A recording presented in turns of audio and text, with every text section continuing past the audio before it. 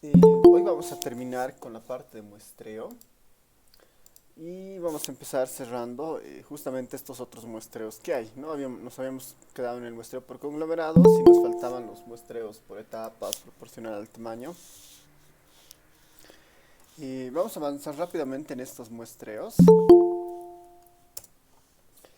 Y básicamente ya estos son, al menos, ¿no? Este muestreo por etapas eh, es como su nombre dice, ¿no? Es un muestreo donde existen, ¿no? Ahí vamos a poner, es un muestreo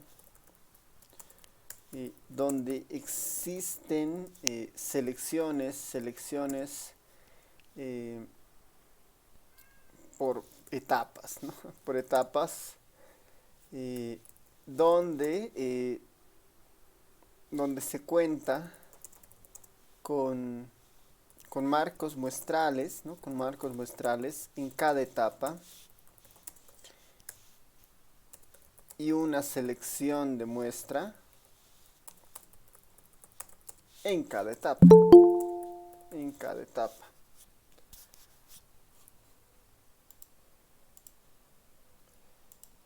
Este tipo de muestreo utiliza un poco la idea de muestras sucesivas, ¿no? Es un muestreo donde existen selecciones por etapas, donde se cuenta con marcos muestrales en cada etapa y una selección de muestra en cada etapa, ¿no? Es un muestreo, son selecciones de muestras sucesivas, ¿no? Son selecciones de muestra sucesivas, ¿no? Sucesivas. La idea de este muestreo, ¿no? es eh, es como la continuación de un muestreo por conglomerados, ¿ya? En el muestreo por conglomerados, ¿qué es lo que decíamos? Que de grupos, ¿no? De grupos o de asociaciones de elementos, ¿no? Que eran los conglomerados, seleccionamos conglomerados enteros, ¿no? Es lo que hacíamos en un muestreo por conglomerados. Es imaginarnos en la selección de los manzanos, ¿no? Cuando nosotros seleccionamos manzanos enteros de un grupo de manzanos en un lugar, hasta ahí es muestreo por conglomerados. Esta podría ser nuestra primera etapa, la selección de los manzanos. Una segunda etapa podría ser dentro de los manzanos, yo voy a seleccionar recién a las viviendas, ¿no? De todas las viviendas que pueda tener un manzano, yo voy a seleccionar un pedazo de esas viviendas. Y voy a entrevistar esas viviendas. Ese sería un muestreo de dos etapas, por ejemplo, donde hay dos selecciones sucesivas. Esa es básicamente un poco la idea de un muestreo eh, por conglomerado, ¿no? Ahora aquí hay un gráfico que podemos utilizar para aplicar esta parte.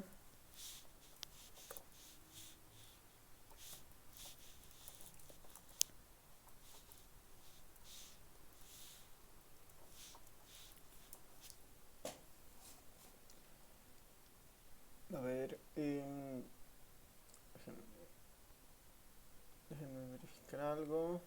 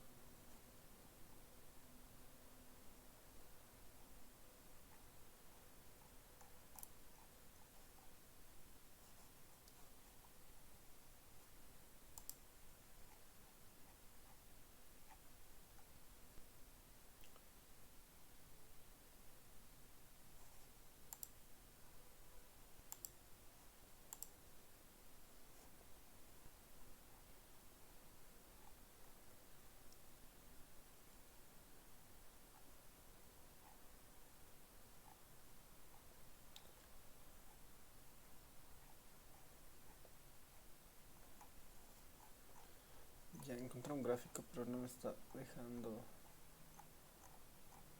pegarlo acá.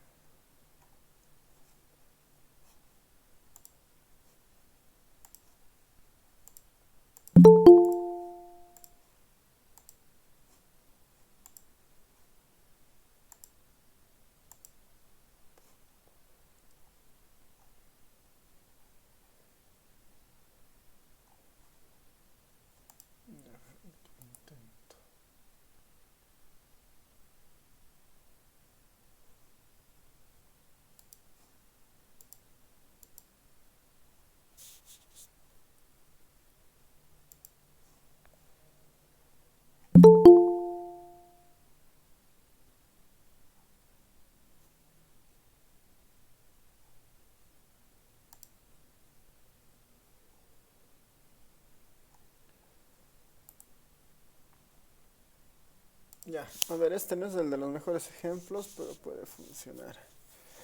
Y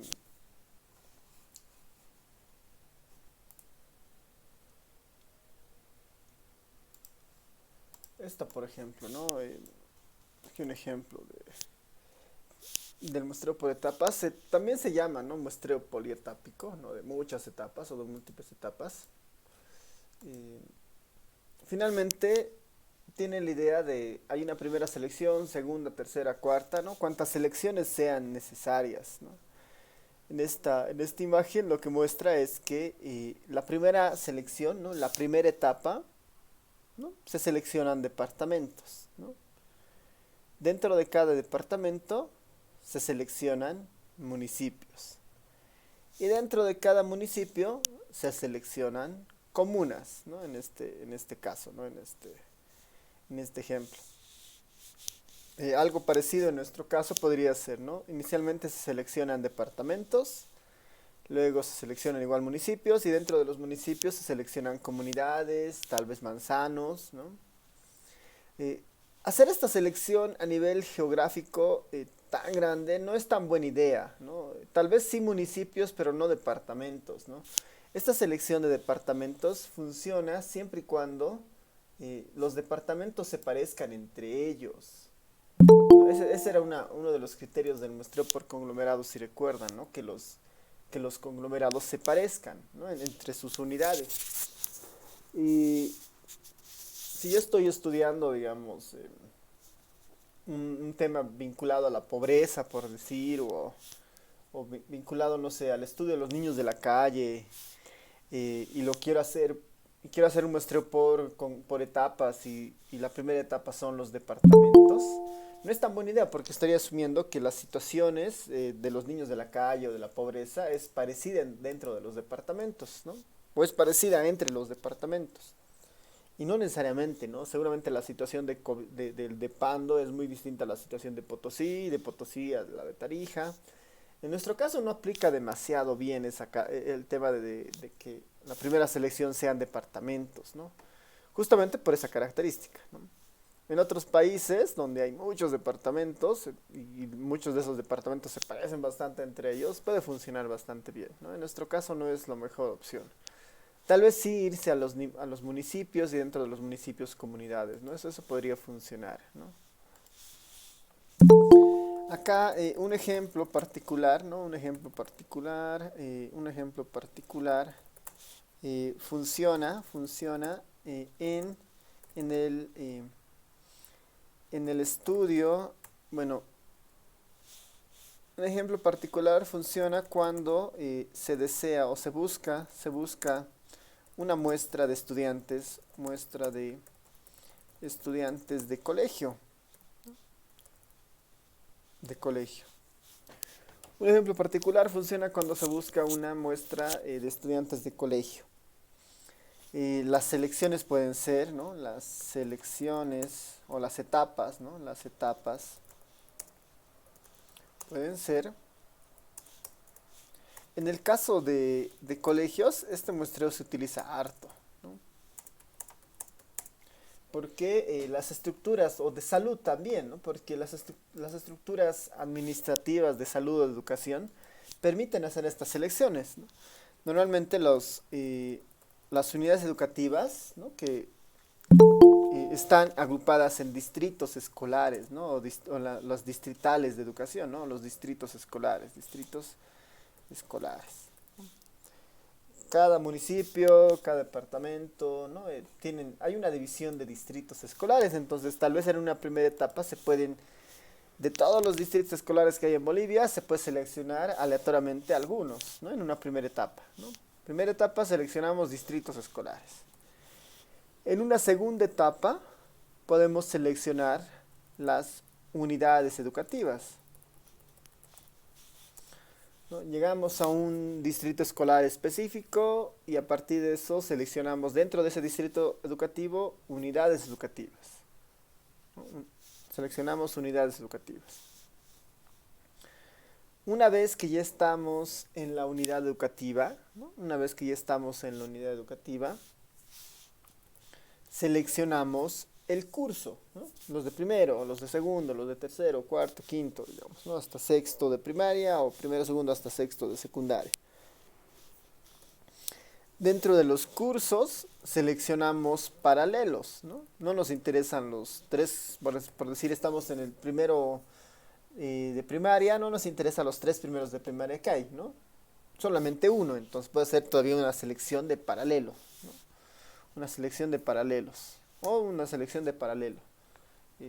No me interesa el primero A, B, C, solamente uno de esos tres. Puedo seleccionar ahí con un criterio alguno de ellos. Y una vez que entro en el paralelo, ¿no? Entro al quinto de primaria A, digamos, no me interesa entrevistar a todos los estudiantes que están ahí, ¿no? Sino me interesa seleccionar una muestra particular de esos estudiantes y ahí la última selección sería de estudiantes, ¿no? Estudiantes. Puedo haber seleccionado distritos, dentro de los distritos unidades educativas, dentro de las unidades educativas cursos, dentro de los cursos paralelos y dentro de cada paralelo puedo haber sacado todavía una muestra más pequeña de estudiantes. Ese tipo de configuración se conoce como el muestreo por etapas, ¿no? Como un muestreo por etapas. Se utiliza nuevamente tal vez más en temas educativos, temas vinculados a la salud, ¿no? Cuando es un poco difícil encontrar a las unidades de análisis tan directamente, a veces es mejor hacerlo por etapas, ¿no? Al igual que el muestreo por conglomerados, la mayor dificultad que este muestreo tiene es que igual, ¿no? Finalmente todos estos, ¿no? Todos estos antes de la unidad elemental que son los estudiantes, antes de la unidad elemental, todo lo que está encima son conglomerados, conglomerado, conglomerado, conglomerado, ¿no? Es conglomerado de primera etapa, conglomerado de segunda etapa, conglomerado de tercera etapa, conglomerado de cuarta etapa y finalmente la selección simple. Como son conglomerados, ¿no? Cada uno de estos conglomerados finalmente hacen que se incremente el esdor muestral, ¿no? Entonces, tal vez la mayor desventaja de esto es que incremente el esdor muestral por la presencia de conglomerados, como una desventaja, pero como una ventaja es que es relativamente fácil de implementar y permite un diseño ordenado, ¿no? Entre las ventajas. Pero la desventaja es que es un poquito más de esdor, entonces cada vez que hay más esdor estadístico, más esdor muestral, como lo pongo acá, la solución siempre es tener más muestra, ¿no? La solución puede ser tener más muestra o tener un buen estrato. Ya, y algunas preguntas sobre el muestreo por etapas.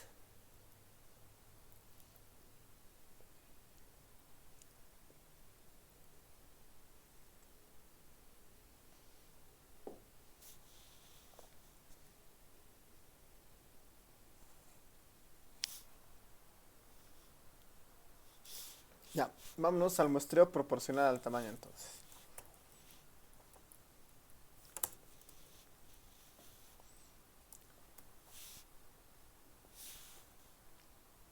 A ver, incluso tal vez antes del muestreo por proporcional al tamaño, que lo podemos dejar casi por el final. Bueno, antepenúltimo este. Veremos un muestreo que es parecido al muestreo por etapas, pero tiene otro nombre, que es el muestreo por fases, ¿no? Muestreo por fases.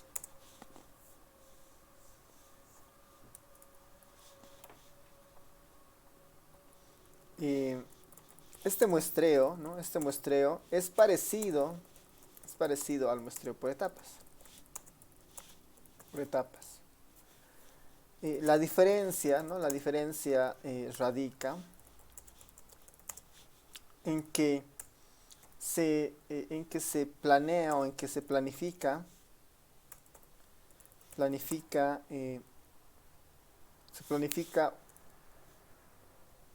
una recolección de información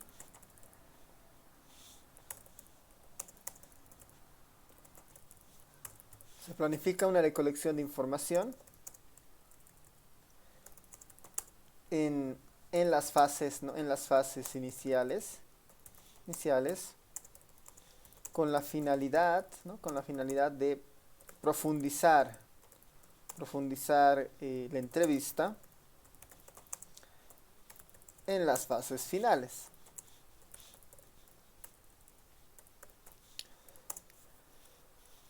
Este muestreo por fases es parecido al muestreo por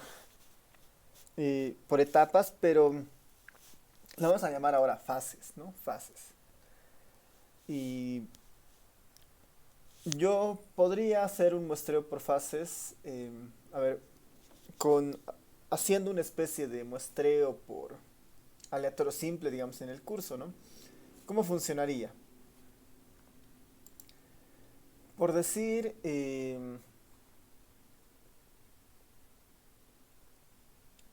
normalmente, a ver, aquí voy a poner, ¿no? Normalmente, normalmente la primera fase tiene un gran número de muestra, tiene un gran número de muestra,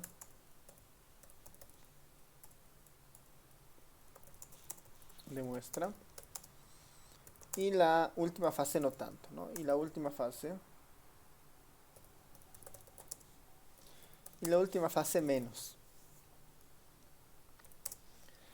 Por ejemplo, y ahora están conectados 51 personas, ¿no? Sin contarme a mí la presentación, son 51 personas.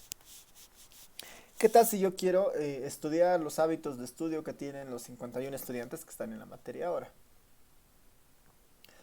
Eh, Pudiera hacer un censo y va a ser a los 51, ¿no?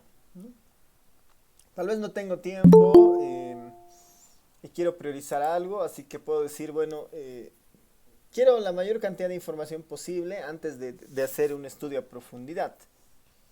Entonces, por decir, voy a entrevistar a 40 de esos 51, digamos, ¿no? A 40 estudiantes. Es una muestra bien grande, ¿no? Por eso la primera fase tiene un gran número de muestra.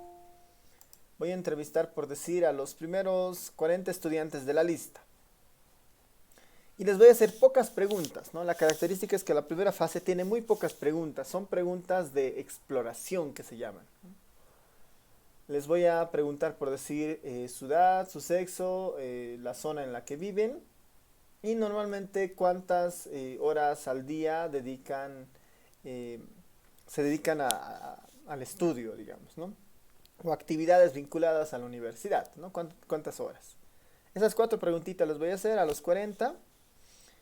Es un cuestionario sumamente rápido, puedo avanzar rápidamente. Entonces, en una fase hago a los 40. Una vez que tengo esas 40 encuestas, esas 40, de esos 40 estudiantes las respuestas, las analizo y como que me puedo focalizar en un grupo más pequeño todavía, ¿no? Ahí puedo ver que dentro de esos 40 había habido estudiantes que dedican muy poco tiempo, que dedican mucho tiempo, ¿no? De edades diferentes. Y puedo decir, bueno, el estudio de exploración me ha servido para conocer grandes rasgos de la población. Ahora quiero enfocarme en el grupo de estudiantes que, no sé, que trabaja y además que dedica varias horas de estudio en su carrera, digamos, ¿no? Entonces, voy a hacer todavía una selección más, ¿no? Dentro de esos 40 voy a tomar una muestra más pequeña, por decir de, no sé, 5 estudiantes, de tal manera de que esos 5 estudiantes estén más, por decir, voy a crear estratos o algo para garantizar que haya más estudiantes con ciertas características. Y en una segunda fase dentro de esos 40, busco estos 5 estudiantes, ¿no? Que tienen, por decir, no sé, la mayor cantidad de horas de estudio, y cuando llego a ese grupo de estudiantes, les hago una encuesta mucho más larga, ¿no? Una encuesta que dura 1 hora, o les hago entrevistas más profundas para conocer su patrón de estudio, digamos, ¿no? Un muestreo por fases tiene más o menos esa idea, ¿no? Una primera fase exploratoria y una segunda fase de profundidad, ¿no? Esa es la idea de los estudios por fases, ¿no?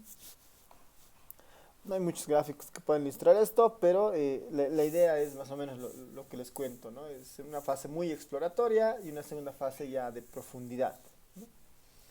Ese es el muestreo por fases. Muchas veces y bueno, muchas veces este muestreo por fases y los demás que hemos visto,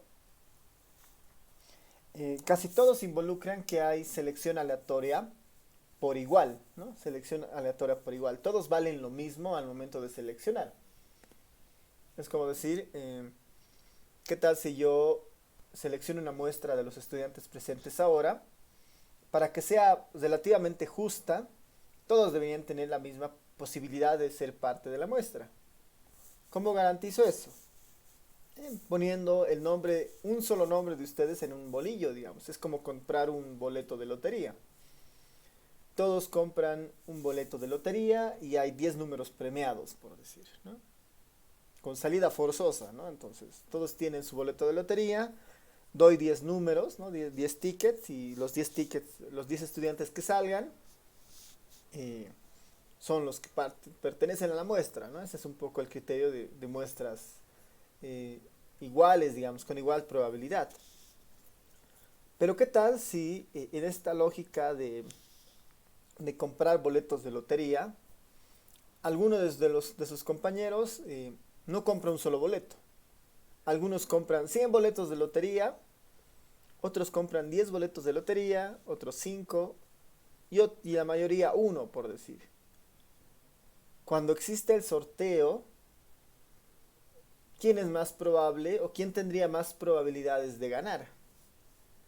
¿El que ha comprado 100 boletos o el que ha comprado un solo boleto de lotería?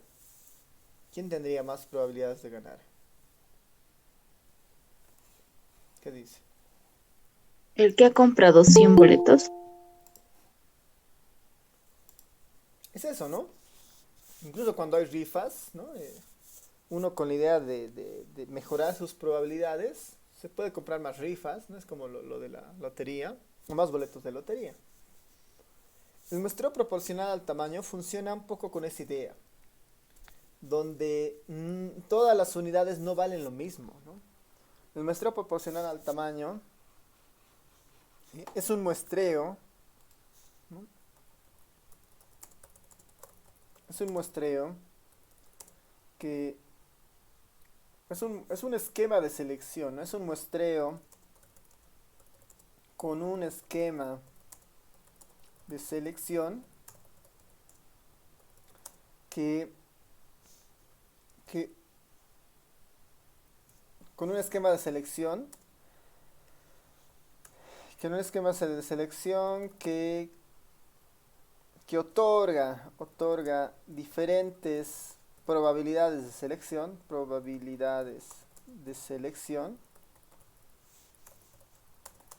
a los elementos, ¿no? Es un muestreo con un esquema de selección que otorga diferentes probabilidades de selección. Es decir, ¿no? Es decir, no todas las unidades, no todas las unidades de la población tienen la misma oportunidad, ¿no? Tienen la misma oportunidad de pertenecer a la muestra. Ser a la muestra. Esa es la clave para el muestreo proporcional al tamaño, ¿no? Que no todos tienen la misma probabilidad de pertenecer o la misma oportunidad de pertenecer a la muestra, ¿no? Otros tienen más oportunidad que algunos. Y eso nosotros alteramos eso, ¿no? El que hace la selección de muestra arbitrariamente o bueno, con algún criterio lo hace para garantizar la presencia de muestras que le interesen más.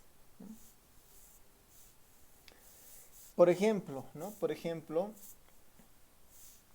Eh, cuando uno quiere seleccionar muestra en las comunidades del altiplano, digamos, ¿no? Digamos que tenemos una muestra, o tenemos una muestra o bueno, tenemos acceso a todas las comunidades del altiplano, ¿no? Del altiplano de Bolivia, y yo quiero seleccionar comunidades. El muestreo por conglomerado simple, ¿no? El muestreo por conglomerados diría, mete a todas las comunidades en una bolsa y empieza a sacar, por decir, algunas de ellas, y esas son tu muestra. Eh, Llegado el momento, eso puede ser ineficiente pensando que muchas comunidades o la mayoría de las comunidades en el altiplano son pues comunidades bien chiquitas, ¿no? Comunidades de 10, 5, 15 familias, 2 familias, 3 familias, ¿no? Hay comunidades muy pequeñas.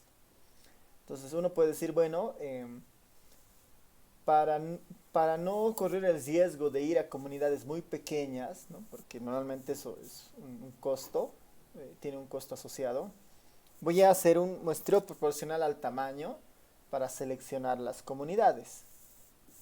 Entonces lo que voy a hacer es, no voy a seleccionar arbitrariamente las comunidades hacia la bolsa, sino que le voy a dar más probabilidad de selección a las comunidades que tengan más habitantes. Entonces es como decir, bueno, en ese ejemplo podemos imaginarnos una idea de, ¿no? Como ejemplo, ¿no? Como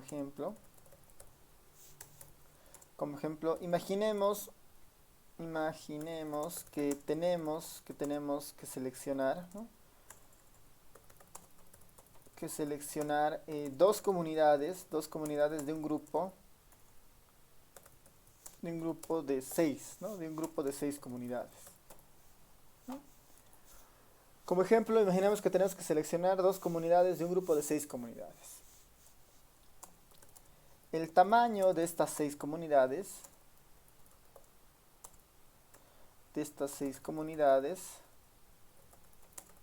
es.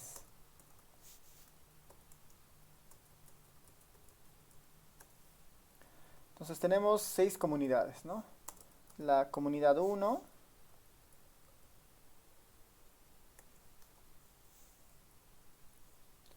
tenemos la comunidad 1, tenemos la comunidad 2, tenemos la comunidad 3, tenemos la comunidad 4, tenemos la comunidad 5, tenemos la comunidad 6. Vamos a imaginar que tenemos así pocas comunidades, 6 comunidades, y tenemos el tamaño de estas 6 comunidades. Esta comunidad tiene 20 habitantes, esta tiene 5, este tiene 30 habitantes, este tiene 10 habitantes, este tiene 15 habitantes.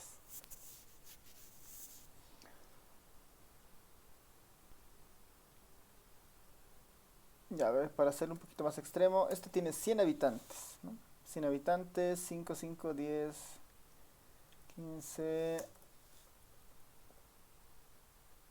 Ya, ahí digamos, ¿no? Ese es el tamaño de las 6 comunidades que tenemos.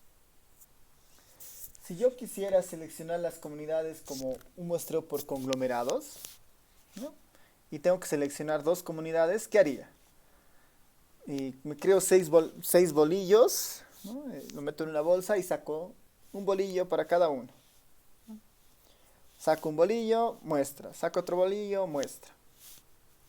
Eso sería si tengo, si todas las comunidades tuvieran la misma oportunidad, ¿no? A ver, en ese ejemplo voy a hacer aquí la selección para que veamos.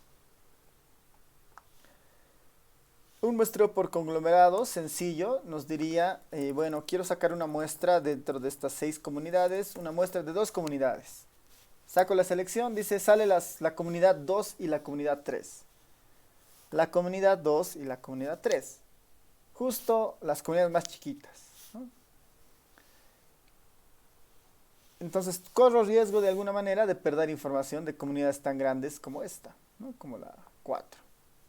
Ya, no me gusta esa muestra, por decir, ya, voy a esas dos comunidades, veo que está mal, entonces rehago la selección y tengo que ir otra vez a las comunidades. Ahora me ha salido la 5 y la 1.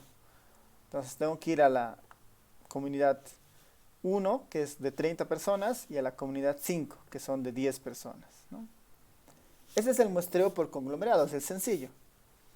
El muestreo proporcional al tamaño dice, no, el tamaño debería importar, ¿no? Deberían tener más probabilidad de selección las comunidades más grandes. Esta debería tener una probabilidad de selección más grande. Luego esta y las chiquitas deberían igual tener su probabilidad de selección, pero son obviamente tener más pequeñas. ¿Cómo funciona normalmente el esquema de esto, ¿no?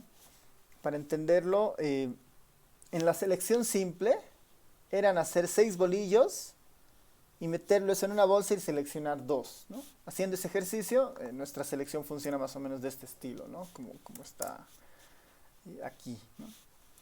El muestreo proporcional al tamaño es imaginarse que ya no metemos un bolillo para cada comunidad, sino que vamos a meter, para la comunidad 1, vamos a meter 30 bolillos que digan comunidad 1, ¿no? 30 bolillos en la bolsa que digan comunidad 1. Para la comunidad 2 vamos a meter 5 bolillos que digan comunidad 2, para la comunidad 3 5 bolillos, para la comunidad 4 vamos a meter 100 bolillos que tengan comunidad 4. Para la comunidad 5 10, para la comunidad 6 también 15. Es una bolsa ya no con 6 bolillos, sino es una bolsa con 130, 40, 155, 165 bolillos tiene esa bolsa, ¿no? 165 bolillos. ¿De qué comunidad hay más bolillos en esa bolsa? De la comunidad 4, ¿no? Entonces, como, ¿quién tiene más posibilidades? La comunidad 4. Cuando uno saque los bolillos de esa bolsa, es muy probable que salgan bolillos de la comunidad 4. Entonces, ahí estamos de alguna manera poniendo un contrapeso para que la comunidad 4 sea la que salga, digamos, ¿no? Con más fuerza. Así que un muestreo proporcional al tamaño trata de justamente tener esas características, ¿no? Tener esas características para la selección. En nuestro caso, hay programas ya que hacen esa idea, digamos, de tamaño. En este caso, por ejemplo, ¿no? En este programita, lo que le tengo que decir es eso, las probabilidades de selección. Le puedo decir 30, 5, 5, 100, 10 y 15. ¿No? Le estoy dando además las probabilidades de selección, como que el peso para que esto funcione. Eso es lo que estoy haciendo acá. Ya cuando veamos el programita estadístico para la parte práctica, vamos a aprender esto, pero simplemente para mostrarles esto, ¿no? Acá he cargado esos pesos, ¿no? El 30, el 5, el 5, el 100, el 10 y el 15. Cuando hago la selección me sale el 4 y el 6. Me sale la comunidad 4 y la comunidad 6. Vuelvo a hacer la selección, la 4 y la 1. Vuelvo a hacer la selección, la 6 y la 4. Son selecciones aleatorias, pero por más aleatorias que tienen, como está cargado hacia la comunidad 4, en la mayoría de las selecciones la comunidad 4 va a estar, ¿no? No descarta que la comunidad 2 y 3 aparezcan, ¿no? Aquí aparece una muestra en la que aparece la comunidad 2.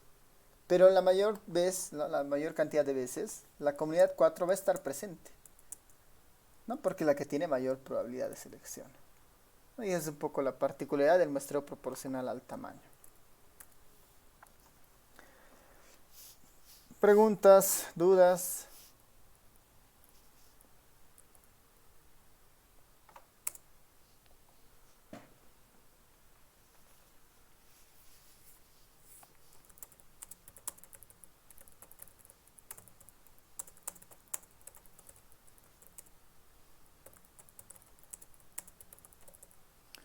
Ya, entonces vamos terminando con el muestreo complejo. El muestreo complejo es bastante sencillo de escribir porque lo único que hace es combinar lo que ya hemos aprendido, ¿no? El muestreo complejo es la combinación de las distintas técnicas de muestreo. Eso es un muestreo complejo, ¿no? Cuando yo utilizo un muestreo por etapas para la selección de la primera etapa, por decir de los distritos educativos, estratifico los distritos educativos en base a, no sé, en base a una condición socioeconómica, digamos, ¿no? Los distritos educativos los estratifico, ¿no? Estoy combinando etapas más estratificación más conglomeración. En la segunda etapa donde están la selección de los colegios, ¿no? En la segunda etapa donde está la selección de los colegios, para seleccionar los colegios no selecciono arbitrariamente cualquier colegio. Le doy más probabilidad de selección a los colegios con más cantidad de estudiantes. Entonces, en la segunda etapa hago un muestreo proporcional al tamaño para seleccionar las unidades educativas. Ya cuando estoy dentro del curso, ¿no? Dentro del paralelo, para seleccionar los estudiantes, o utilizo un muestreo sistemático. Entonces, cualquiera de esas combinaciones finalmente se puede denominar como un muestreo complejo, ¿no? Que está incorporando la utilización de diferentes técnicas de muestreo, ¿no? Ese es un muestreo complejo. Y ya para ir terminando esta parte, el segundo grupo, ¿no? El segundo grupo de casos, ¿no? El segundo grupo de los muestreos que veíamos. Todos los que hemos visto hasta ahora son muestreos, son técnicas probabilísticas, ¿no? Son técnicas probabilísticas. Todas las que hemos ido viendo hasta el momento, ¿no? Todas estas garantizan representatividad, validez externa, ¿no? Uno puede hacer inferencia. Todos estos garantizan esas cualidades. Pero existen también otro tipo de muestreos, como los muestreos o las técnicas no aleatorias, ¿no? Las técnicas no aleatorias y no probabilísticas, que están orientadas principalmente, ¿no? Están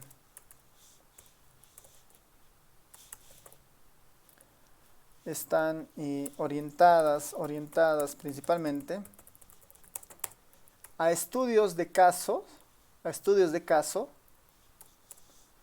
o estudios en poblaciones complejas o complejas vulnerables, digamos, ¿no? Estos estudios o estas técnicas no aleatorias y no probabilísticas son técnicas de muestreo finalmente, ¿no? que tratan de sacar una submuestra de una población, no son censos. La diferencia es que están orientadas a estudios de caso en poblaciones complejas y vulnerables y por lo tanto, ¿no? La mayor característica, ¿no? La mayor dificultad de estas técnicas es que no son representativas, ¿no? De estas técnicas es que no son representativas.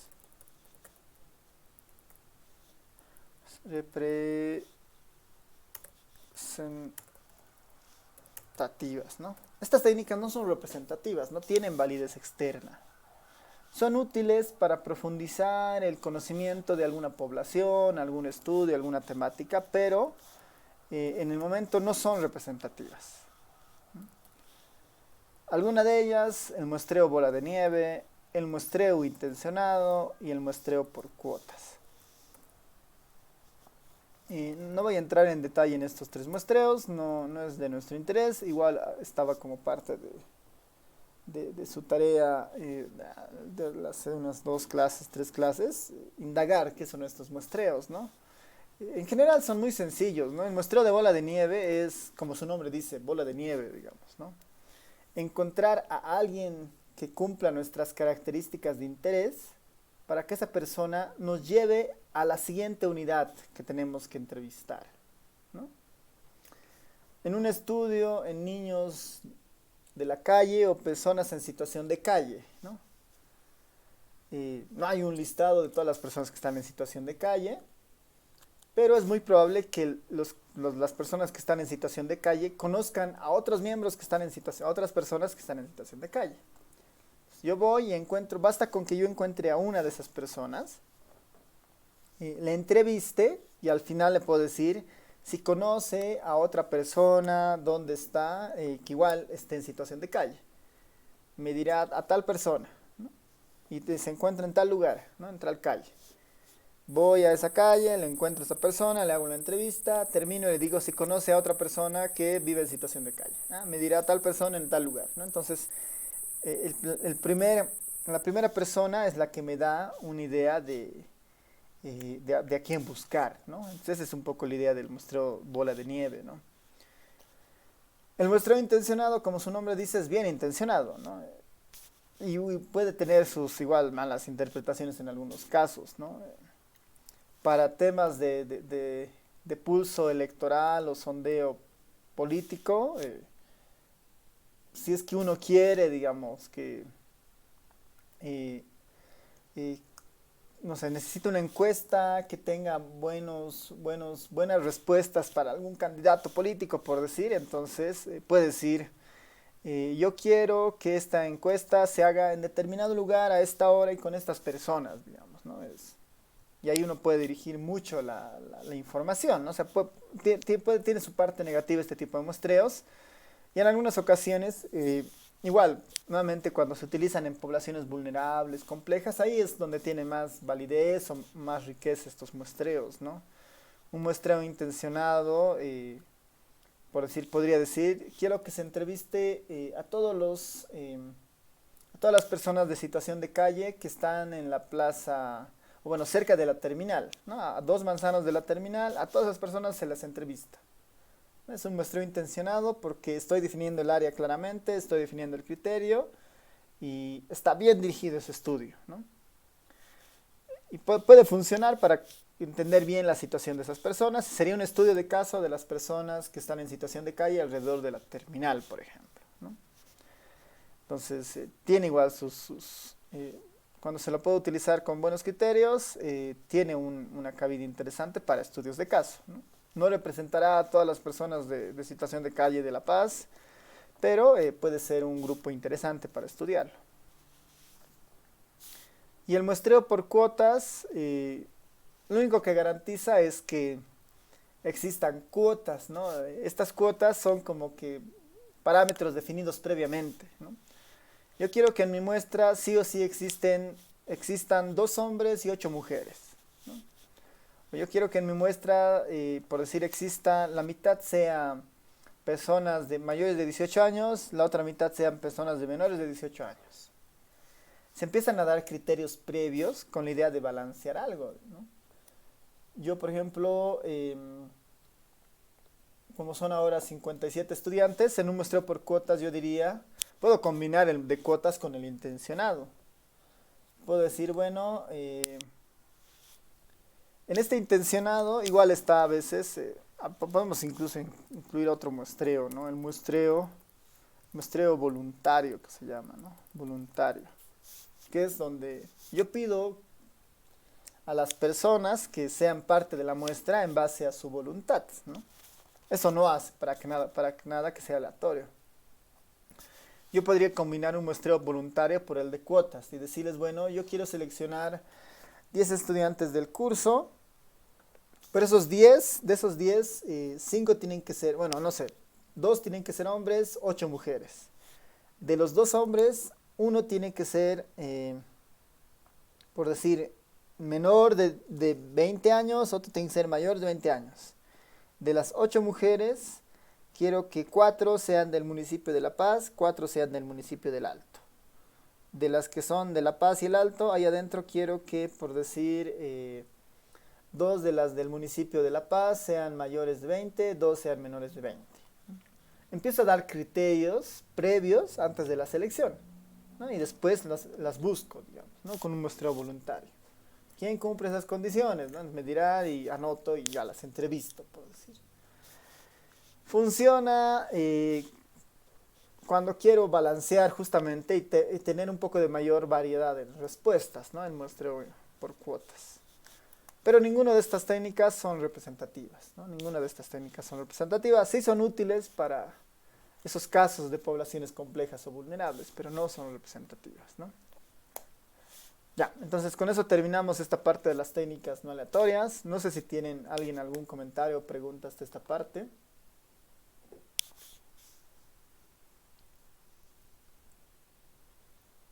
Lice, ¿podría volver a repetir el muestreo por fases? Ya. El muestreo por fases, lo más, lo más común en el muestreo por fases, ¿no? Aquí lo podemos poner, ¿no? Y el más común, ¿no? El muestreo más común, bueno, un muestreo de 2 fases, muestreo de 2 fases es lo más común, ¿no? Es lo más común. El muestreo por fases lo que hace es, en una primera etapa, sacar una muestra grande de una población, una muestra muy grande, con un cuestionario muy corto. La característica principal, lejos del cuestionario, es la muestra grande. Con la muestra grande se entrevista a toda esa muestra grande y se identifica alguna característica de interés en esa población, con la finalidad después de sacar una segunda muestra de esa muestra que ya se había sacado. Es una muestra más pequeña, la de la segunda fase, pero que tiene, tiene identificada alguna característica importante que se ha identificado en la primera fase. Por eso, la primera fase normalmente es de exploración y la segunda fase es de profundidad, digamos, ¿no? ¿Qué tal si yo quisiera estudiar las raíces, no sé, las raíces culturales andinas, aymaras del curso, digamos, ¿no? Entonces yo les puedo hacer una encuesta, voy a seleccionar a la mitad del curso. De la mitad del curso les voy a preguntar si es que sus papás hablan aymara y por decir si saben el lugar donde, o el origen de sus papás o de sus abuelos, si tiene vinculado a algún municipio del Altiplano de La Paz, digamos. Haciendo la entrevista a la mitad del curso, que son unos 30 por decir, me aparecerán unos, no sé, unos cuantos casos, un tercio de esos casos donde identificaré a la población de interés. Habían habido estudiantes que tienen ambos padres que hablan, por decir, aymara, y además ellos tienen raíces en los municipios del Altiplano, por decir, ¿no? Entonces, en la primera fase me ha servido para hacer un rastreo, ¿no? Un rastrillaje en todos. Y la segunda fase me va a permitir profundizar mi estudio. Entonces, me voy a enfocar en ese grupo que ha mencionado esas características y los voy a entrevistar a ese grupo. Puedo hacer una selección o puedo directamente entrevistar a todos los que son de interés. En una segunda fase identifico a 5 estudiantes de interés y esos 5 les hago una encuesta de mayor profundidad, ¿no? Donde les pregunto, no sé, sus raíces culturales, voy y pido entrevistas con sus papás, profundizo eso. Esa es la particularidad del muestreo por fases, ¿no? Hay una primera fase de exploración y hay una segunda fase de profundización, ¿no? Eso. Gracias, Liz. Ya, súper. ¿Alguna consulta más? ¿Pregunta?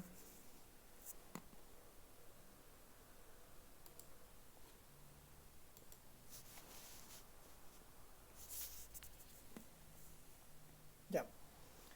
A ver, todos estos muestreos funcionan y dependen. No es que hay muestreos que son mejores que otros. Cada muestreo depende de la situación o se debería ajustar al momento o a la situación en la que ustedes quieran hacer un estudio. Algunas veces un muestreo sistemático será suficiente, a veces un muestreo aleatorio siempre será suficiente. Por la complejidad, a veces un muestreo por etapas tal vez solucione el problema.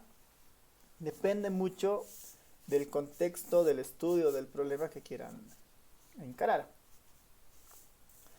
Ahora, una característica en todo esto, necesario, como estamos hablando de muestras, hay una población de tamaño n mayúscula, de la cual nosotros extraemos una muestra de tamaño n minúscula. La gran pregunta es, ¿cómo determinamos ese tamaño? ¿No? ¿Quién nos dice de dónde se sale el tamaño de muestra? Este n de acá, ¿no? El tamaño de muestra. Nosotros estamos sintetizando harto de lo que normalmente hay, porque mi idea fundamentalmente es que ustedes, más que la profundización o la teoría detrás de estos métodos, tengan la intuición, ¿no? de qué es cada método y cuándo se lo puede utilizar o qué significa, ¿no? En la carrera de estadística, normalmente todos los métodos que hemos visto, más estos de tamaños de muestra, casi todo eso se lo ve en 2 semestres, ¿no? En nuestro caso estamos haciendo así como que un resumen más orientado a y a la intuición y a describir, ¿no? Un concepto más que profundizar. Y por eso mismo en el tamaño de muestra nos interesa más la fórmula que el camino para llegar a esa fórmula. Ya en una carrera de estadística uno estudia toda la parte de dónde nace la fórmula, por qué se utiliza y todo lo demás. En nuestro caso vamos a utilizar directamente la fórmula del tamaño de muestra. Para esto yo he preparado una hojita para pasarles y que lo tengan a mano. Se los voy a pasar aquí al Telegram.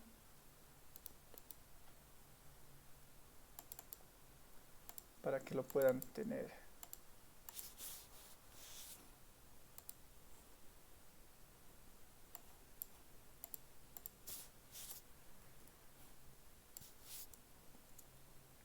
Ya está. Se los acabo de mandar. Seguramente les va a llegar un mensajito en un momento. Y básicamente es esta hojita, ¿no? Es una hojita de tamaños de muestra. Lo acabo de... Bueno, lo he tratado de poner en una sola hoja para tener toda la información acá.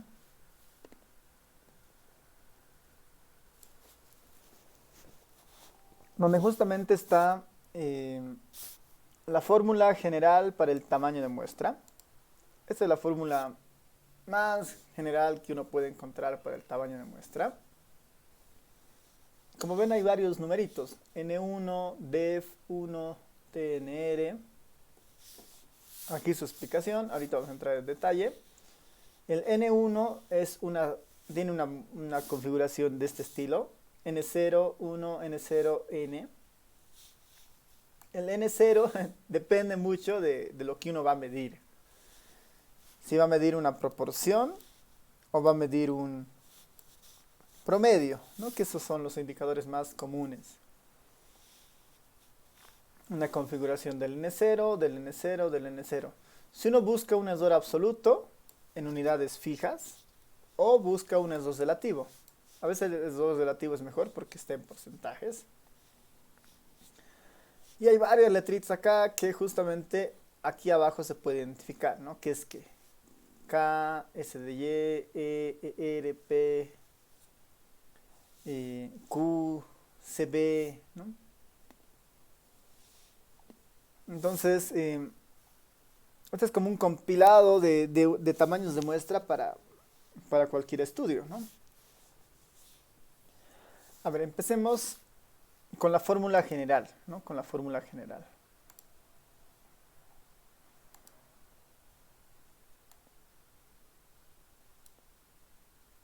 Bueno, a ver, si no ahí les voy a dar unos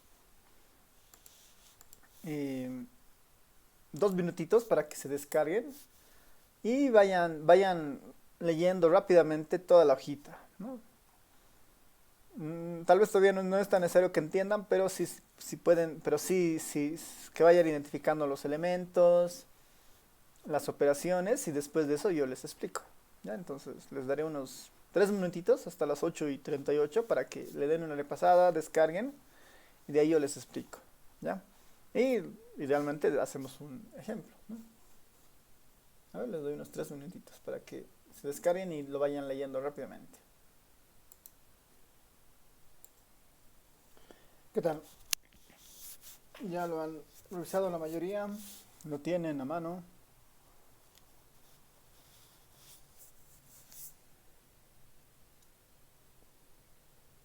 Ya. Entonces, lo veremos rápidamente.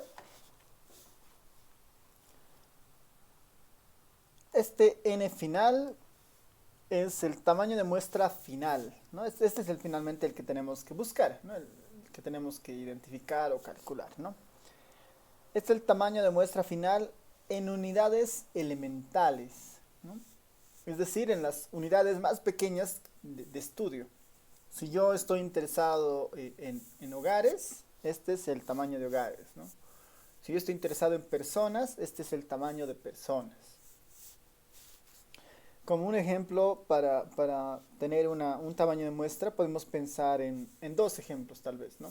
¿Qué tal si yo quiero sacar una muestra del curso ahora, ¿no? Quisiera saber cuál es el tamaño de muestra para una muestra representativa del curso. Ese puede ser un ejemplo. Y el otro sería más vinculado a un tamaño de muestra para hacer un estudio en la carrera de trabajo social, por decir, ¿no? Un estudio en todos los estudiantes de la carrera de trabajo social. Esos dos ejemplos pensaremos en mente, ¿no? ¿Qué necesito? Dice, necesitas un N1, un DEF y un TNR, ¿no? Después todo el 1 es conocido. ¿El N1 qué es? Dice tamaño de muestra para un muestreo de tipo aleatorio simple para una población finita. Entonces aquí ya me empieza a hablar de dos conceptos, ¿no? Este N1 va a ser un tamaño de muestra pensando en un muestreo aleatorio simple. Entonces, está bien, digamos, es pensar siempre en un aleatorio simple, aunque estemos haciendo cualquier tipo de muestreo. Calculemos esta fórmula, donde hay un N0, que lo vamos a ver más abajo, pero hay una población finita, que en este caso sería esta N mayúscula, ¿no? Cuando nosotros conocemos, ¿no? Dice, eh, cuando nosotros conocemos el tamaño de la población, entonces podemos calcular el N1. Si nosotros conocemos el tamaño de población, eh, nosotros podemos ajustar ese valor en base al N grande, ¿no? Si nosotros conocemos. Ahora, si nosotros no conociéramos, ¿no? Si nosotros no conociéramos el tamaño de la población, en vez de este N1 podemos poner directamente el N0, ¿no? Ya, entonces ahí tenemos una idea de qué es el N1, que es todavía hay una fórmula recursiva que hay que seguir construyendo. ¿Qué es el def? El def había sido el efecto de diseño. Este elemento se introduce cuando nosotros utilizamos técnicas que son distintas a las del aleatorio simple. Si utilizamos etapas, si utilizamos conglomerados, utilizamos muestreo proporcional al tamaño con sistemático y todo lo demás, tenemos que introducir el def, ¿no? Se recomienda un def igual a 2. Si no se lo pudiera calcular, ¿no? Hay maneras en las que se calcula el def, pero se necesita mucha información auxiliar, pero hay un número recomendado para el def, es igual a 2, ¿no? A menos que nosotros estemos haciendo un muestreo aleatorio simple. Recuerden que el muestreo aleatorio simple es cuando nosotros tenemos un listado y sobre el listado hacemos la selección. Si tuviéramos eso, entonces el def vale 1. Pero si no podemos hacer eso y estamos haciendo un muestreo por conglomerados, entonces el def tiene que ser más grande que 1. ¿No? Idealmente tal vez 2 o más, ¿no? El TNR es la tasa de no respuesta esperada. Siempre en una encuesta, ¿no? Siempre en una encuesta, es probable, ¿no? Es probable que no todos me respondan, ¿no? O algunos que me respondan incompleto. Yo puedo estar buscando una muestra de 100, pero de esos 100 que voy a entrevistar, 20 me fallan por alguna razón, o 20 me da la información incompleta, igual la encuesta ya no sirve. Entonces, es probable que exista no respuesta o algunos problemas de ese estilo. Entonces, en vez de ir a 100, tal vez como sé que 20 me van a fallar, pues, iré a 120, ¿no? Si tengo que ir a 15, pero sé que de esos 15, 5 me van a fallar, pues, iré a 20. Esta tasa de no respuesta trata justamente de compensar eso, ¿no? Es la proporción que se estima perder por no respuesta o boletas mal llenadas o incompletas, ¿no? Si yo estimo que voy a perder el 10%, entonces este valdrá pues 0.1, ¿no? Porque es una proporción. Si yo espero que voy a perder el 50% de las respuestas, este valdrá 0.5. Si yo espero que voy a perder el 30%, este valdrá 0.30. Si yo espero no perder nada, porque sé que todos me van a responder, este valdrá 0, ¿no? Esa es la idea de esta tasa de no respuesta. Es la proporción que se estima perder por no respuesta o boletas mal llenadas. El N1, que ya lo habíamos visto, que es una composición del N0 y el N, donde el N0 es el tamaño de muestra para un muestreo de tipo aleatorio simple para poblaciones infinitas, ¿no? Esto se mantiene tal cual, hay que todavía descomponerlo, justamente aquí están los N0s, ahorita lo vamos a entrar, y el N grande es el tamaño de la población, en unidades elementales. Si son 57 estudiantes, el N vale 57. Si en toda la carrera de trabajo social hay 2000 estudiantes, este N vale 2000. Si nosotros no conocemos el valor del N, ¿no? Si no conocemos el valor del N, el N1 es simplemente N0, ¿no? El N1 es simplemente N0. Si desconocemos el tamaño de la población. No es tan buena idea porque lo que normalmente hace este N de acá es reducir un poco el tamaño del N1. Si se reduce el tamaño del N1, el N final va a ser igual más pequeño. Siempre es mejor tener toda la información a mano, ¿no? Pero si no fuera posible, entonces el N1 es simplemente N0. Ahora, ¿quién es el N0? Es el tamaño de muestra de las poblaciones de un muestreo aleatorio simple. Y aquí, y en este punto del N0, es bien importante identificar qué es lo que estamos estudiando o qué es lo que vamos a estudiar en la población. ¿Por qué? Porque el N0 se lo define en base a dos criterios inicialmente. ¿Qué tipo de error voy a controlar? Si el error absoluto o el error relativo. ¿Y qué estimador es o qué parámetro o estimador en este caso o qué tipo de indicador es con el que voy a trabajar?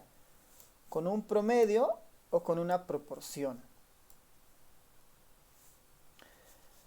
Esto me lleva a pensar qué es lo que voy a estudiar, ¿no? Si del curso, ¿no? Que son 57 estudiantes, yo me tengo que aquí definir claramente qué es lo que yo quiero estudiar del curso, ¿no? ¿Para qué voy a sacar esta muestra? Yo quiero estimar el promedio de edad del curso. Mi objetivo es el promedio de edad del curso. Eso es lo que quiero estimar. Ese es un promedio. Entonces estoy acá, en los promedios.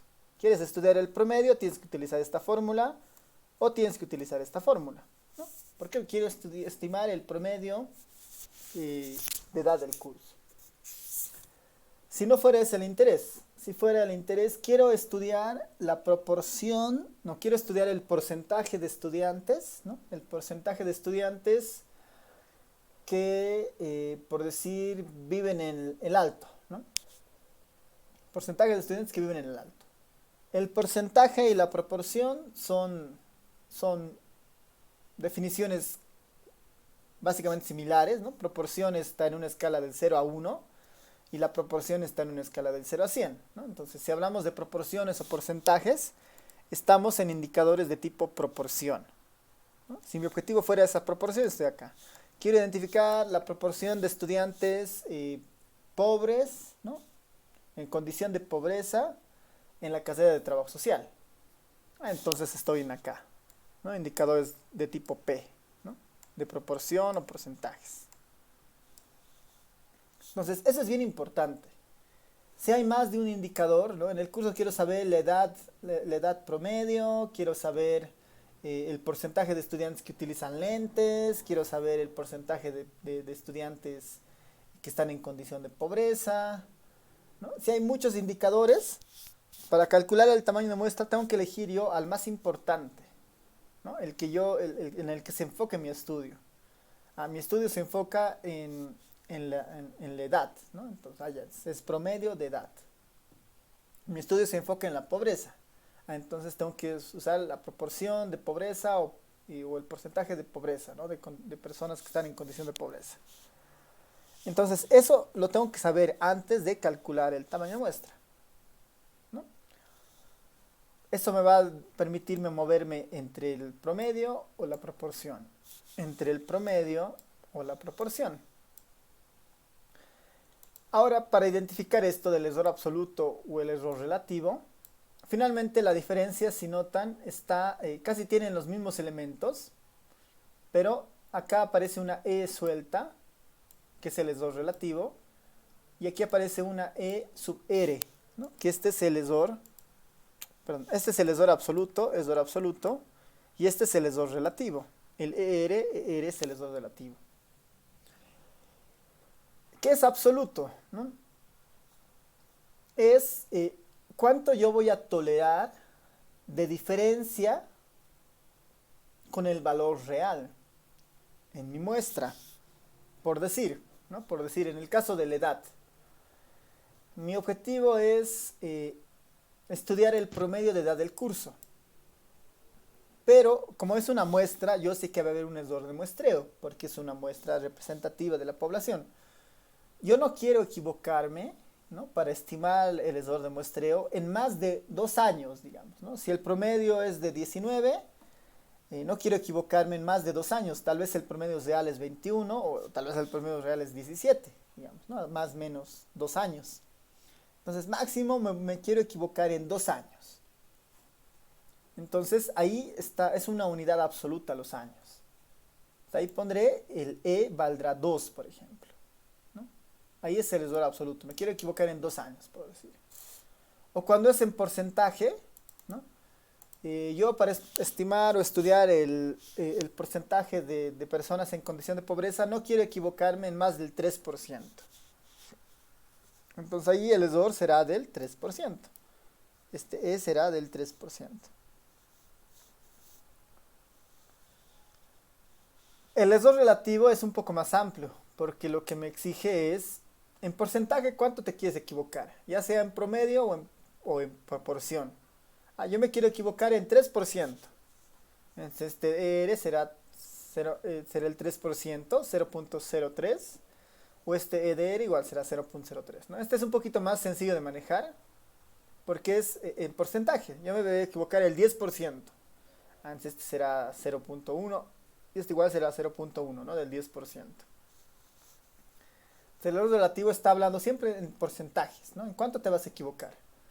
Mientras este del error absoluto, ¿en cuántas unidades te vas a equivocar? ¿No? En 2 años, en 3 años. Quiero estimar el promedio de ingresos de sus hogares y no quiero equivocarme en más de 100 bolivianos, ¿no? El error absoluto, el S aquí será 100 bolivianos, por decir, ¿no? Y esa es la idea de cuándo elegir alguno de estos errores absolutos o errores relativos. El más común a veces, ¿no? El más común en casi todos los estudios que siempre hay, casi siempre utilizan esta fórmula. Es más fácil de entender, tiene elementos bastante sencillos, ¿no? Es casi la fórmula más usual. La más potente siempre son estas dos, ¿no? Según lo que ustedes estén estudiando. Capaz que esta sea la más potente y la más sencilla de utilizar, digamos, ¿no? Pero casi todos los estudios, así, si ven tesis de su carrera, donde hay tamaños de muestra, van a encontrar fórmulas muy parecidas a esta, ¿no? Muy parecidas a esta. De hecho, si es que sin ir muy lejos, ¿no? Si es que nos vamos a un rato al internet y ponemos calcular tamaño de muestra, ¿no? Hay páginas enteras que hacen esto, ¿no? Calculadora de tamaño de muestra. Esta, digamos, ¿no? Calculadora de muestras, y aquí dice, ¿no? Margen de error, población y tamaño de muestra. No sé si estará su formulita acá. Aquí está su formulita, ¿no? Es z cuadrado P 1 menos P sobre C2. Esa es su formulita de esta página, ¿no? Y si la comparamos con nuestro formulario, van a ver que es una leve variación, ¿no? A veces en internet se omiten bastantes cosas para hacer cosas más sencillas. Ese tamaño de muestra de esta página, por ejemplo, es prácticamente esta fórmula de acá, ¿no? La que les decía que es la más común. Este K cuadrado es el nivel de confianza. Para nosotros, yo lo llamo K igual, es el nivel de confianza, Z cuadrado.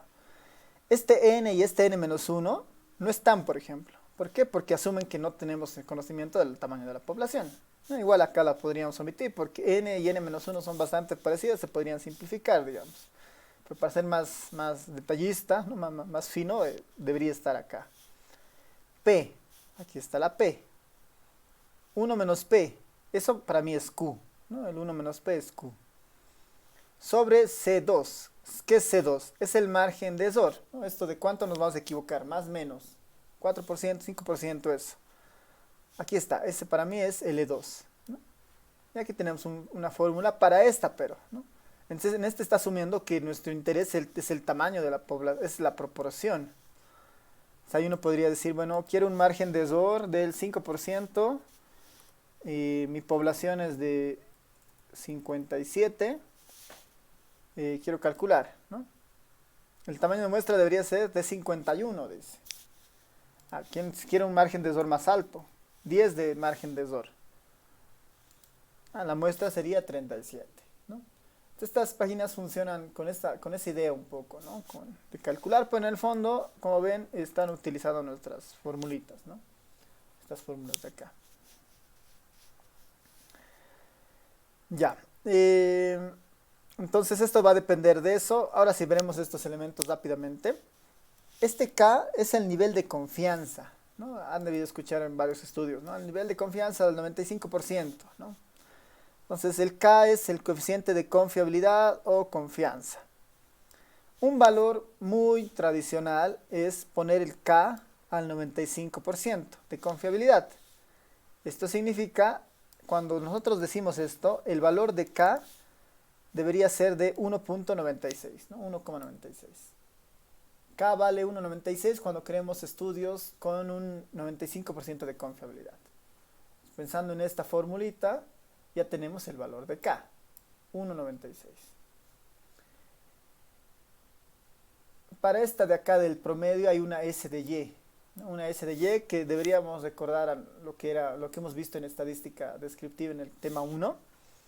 S de Y no es nada más que la desviación estándar de la variable Y, ¿no? Como voy a estudiar la variable edad, debería buscar en estudios similares o hacer una prueba piloto y encontrar este valor de alguna fuente similar.